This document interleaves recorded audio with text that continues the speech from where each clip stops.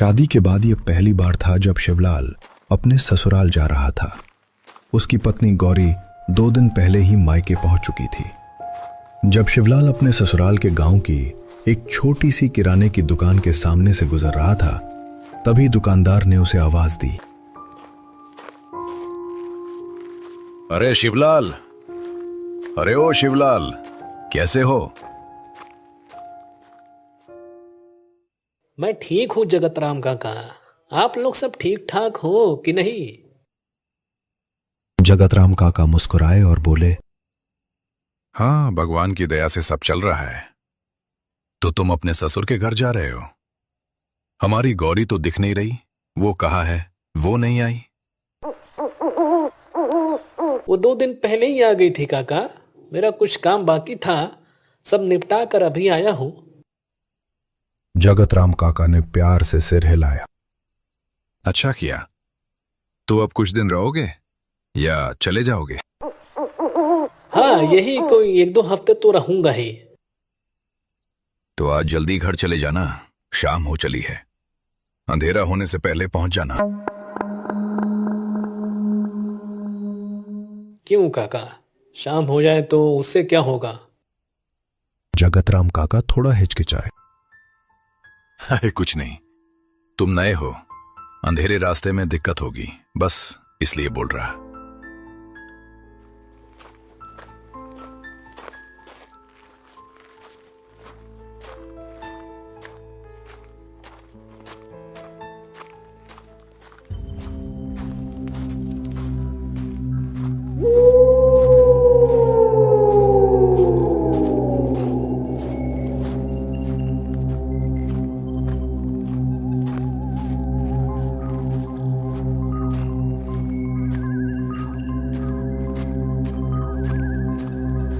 इतने में शिवलाल अपनी सास के घर पहुंच गया। शिवलाल के ससुराल में सिर्फ उसकी पत्नी के बाबा और उसका एक भाई रहता था।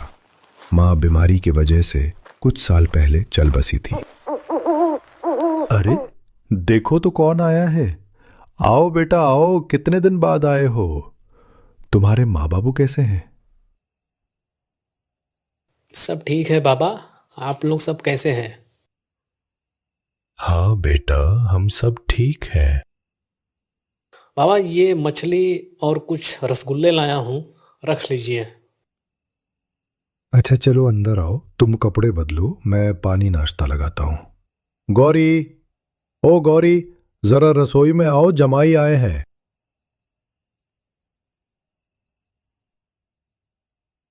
रात के खाने में शिवलाल खाना देखकर हैरान रह गया।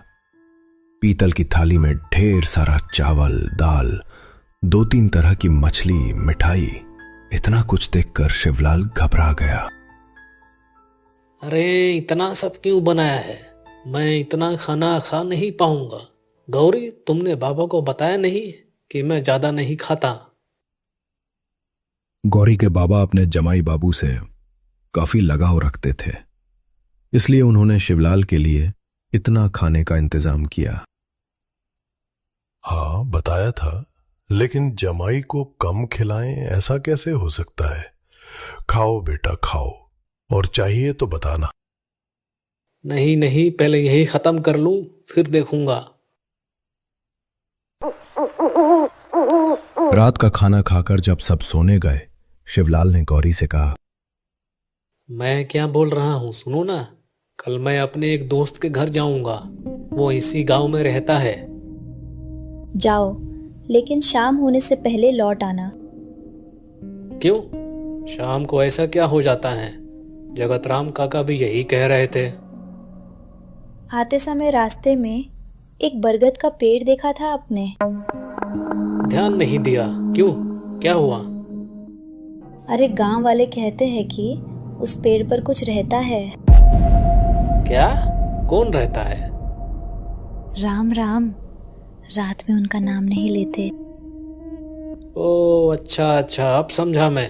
भूत प्रेत की बातें कर रही है ना? लेकिन मैं इन बातों पर विश्वास नहीं करता। नहीं, ऐसी बात नहीं है। उस पेड़ पर सच में कुछ है। जब मैं छोटी थी तब से सुनती आ रही हूँ। अरे मैं अपने दोस्त के घर जा रहा हूँ, वो इतनी जल्दी छोड़ेगा नहीं, फिर भी कोशिश करूंगा जल्दी लौटने का।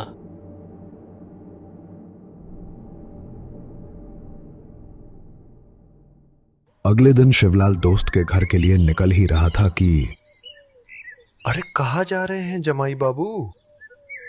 बाबा दोस्त के घर जा रहा हूँ, इसी गांव में रहता है। रात को गौरी को बता चुका था। बाबा ने शिवलाल को चेतावनी देते हुए कहा। अच्छा ठीक है, जाइए जाइए, लेकिन ध्यान से सुन लीजिए, शाम होने से पहले घर लौट आना, ठीक है? ठीक है बाबा, अब चलता हूँ। बाबा से बात खत्म करके शिवलाल दोस्त के घर निकल गया। लौटते लौटते शाम ढल गई। गौरी और बाबा की बातें उसे याद ही नहीं रहीं। जब वो फिर से जगतराम काका की दुकान के सामने से गुजर रहा था, जगतराम काका ने आवाज दी। अरे जमाई बाबू, कहाँ गए थे अब तक? क्या बताऊं काका, दोस्त के घर गया था। वो तो मुझे छोड़ना ही नहीं चाहता था। किसी तरह बाद में आने का वादा करके निकला हूं वहां से। जगतराम काका थोड़ा चिंतित होकर बोले। अच्छा ठीक है, लेकिन सुनो, अब घर मत जाओ बेटा, आज हमारे घर पर ही रुक जाओ। नहीं काका, अगर मैं घर नहीं गया तो सब लोग परेशान हो जाएंगे। तो ठीक है, मैं तुम्हें घर तक छोड़ देता हूँ। समझ गया। कल गौरी भी यही कह रही थी, तुम डर रहे हो कि मुझे भूत पकड़ लेगा, है ना? हाँ बेटा, आगे एक बरगद का पेड़ है, वहीं वो रहता है। चिंता मत करो काका, भूत प्रेत जैसी कोई चीज नहीं होती है, और मैं इन पर विश्वास भी नहीं करता। मैं अकेला चला जाऊंगा, आप निश्चित रहिए। समझ गया, तुम मानने वाले नहीं हो। कम से कम एक लालटेन ले जाओ। उसकी जरूरत नहीं है काका, अभी इतना अंधेरा नहीं हुआ कि रास्ता ना दिखे मुझे। अच्छा, अब मैं चलता हूँ।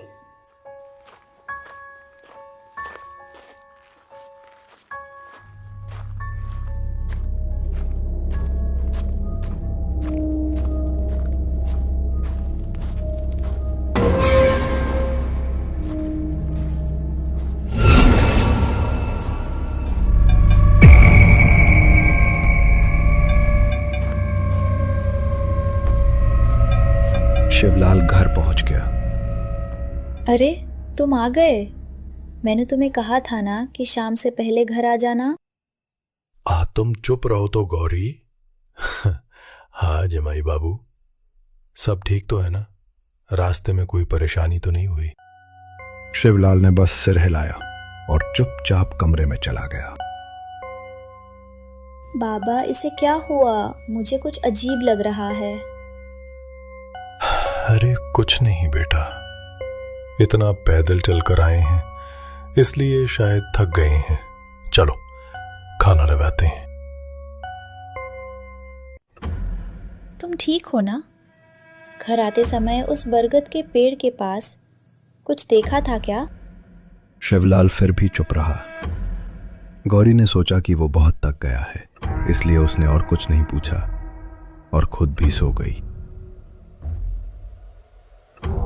रात काफी हो चुकी थी, तभी रसोई से अजीब आवाज आने लगी। आवाज सुनकर गौरी की नींद खुल गई। उसने देखा शिवलाल बिस्तर पर नहीं है। वो डर गई।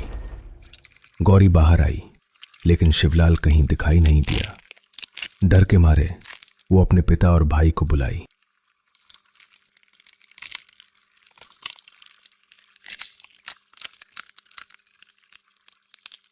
बाबा, ओ बाबा, उठो ना।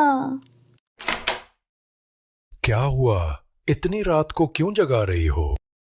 बाबा देखो ना एक बार, रसोई से अजीब तरह की आवाज आ रही है और तुम्हारे जमाई भी कमरे में नहीं है। मुझे बहुत डर लग रहा है। चलो ना। क्या जमाई बाबू इतनी रात को कहाँ गए? पता नहीं बाबा, आवाज सुनकर मेरी नींद खुली, फिर देखा वो कमरे में नहीं थे।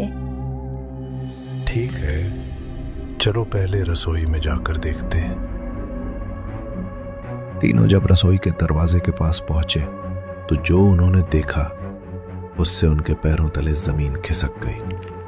शिवलाल जमीन पर बैठा था और अजीब तरह से मांस खा रहा था। शिवलाल के सामने जानवरों के मांस और हड्डियां पड़ी हुई थी। रसोई में चारों तरफ डरावना माहौल था। ये तुम क्या कर रहे हो? गौरी की आवाज सुनकर शिवलाल ने धीरे से सिर उठाया और उनकी तरफ देखा। मुझे बहुत भूख लगी है। घर में कुछ और है क्या? मैं सब खा चुका हूँ, लेकिन मेरी भूख अभी भी नहीं मिटी। मुझे और कुछ चाहिए मुझे। इतना सुनते ही शिवलाल के ससुर ने डर के मारे झट से रसोई का दरवाजा बंद कर दिया। तुम दोनों यहीं रुको, मैं अभी जाकर धर्मू दादा को बुला कर लाता हूं। धर्मू दादा क्या कर पाएंगे बाबा? सुना है वो ओझा का काम जानते हैं। पता नहीं कितना कर पाएंगे, पर इस वक्त उनके सिवा कोई और याद नहीं आ रहा। मुझे पूरा यकीन है जमाई पर उसी बरगद का पेड़ वाला भूत चढ़ गया है। तुम लोग यहीं रुको, मैं जल्दी आता हूं। गौरी के पिता जितनी जल्दी हो सके धर्मू दादा के घर की तरफ बढ़ते हैं और साथ में अपने साथ चाकू भी लेकर चलते हैं, क्योंकि कहा जाता है रात में अपने साथ रास्ते पर चाकू रखने से कोई बुरी चीज पास नहीं आती है। चलते चलते वो धर्मू दादा के घर पहुंच गए। धर्मू दादा, ओ धर्मू दादा, बाहर आइए। एक बहुत बड़ी मुसीबत आ गई है, मुझे आपकी मदद चाहिए। क्या हुआ? इतनी रात में आप यहाँ पर क्या कर रहे हैं? ससुर जी ने धर्मू दादा को सारी बात बता दी। ये तो घोर अनर्थ हो गया है। चलिए जल्दी घर पर चलिए, इसका समाधान वहीं जाकर पता चलेगा।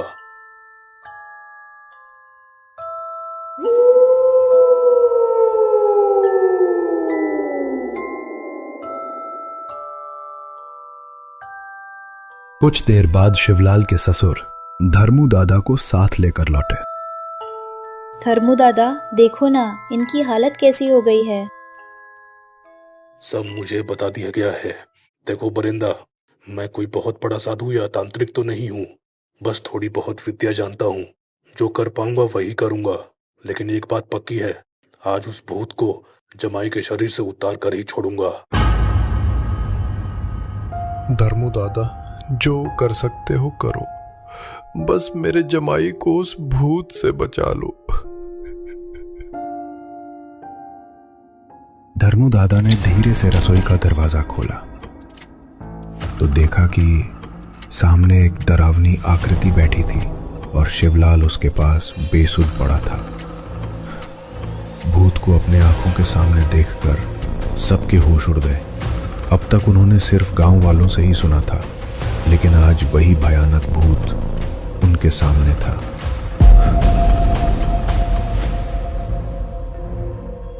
क्यों रे, तू कहाँ रहता है और तू कौन है? यहाँ कैसे आया है और कहाँ से आया है?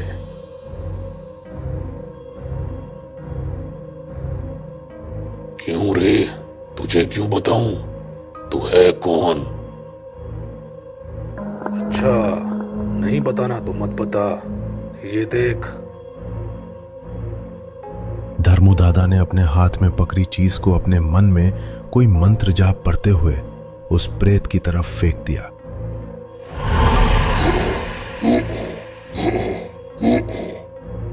सुन, अब हम सब जानते हैं तू कहाँ रहता है और कहाँ से आया है।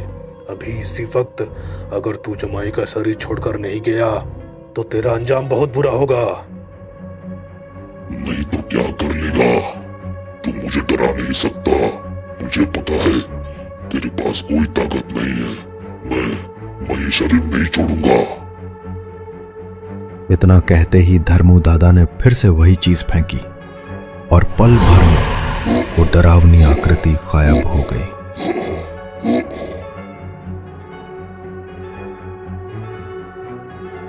गौरी, जाओ जमाई बाबू को कमरे में ले जाकर सुला दो। अब वो ठीक है, किसी बात की चिंता नहीं है अब। और बरिंदा, कल जमाई को लेकर मेरे घर आ जाना। मैं उसके लिए एक मादुली बना दूंगा।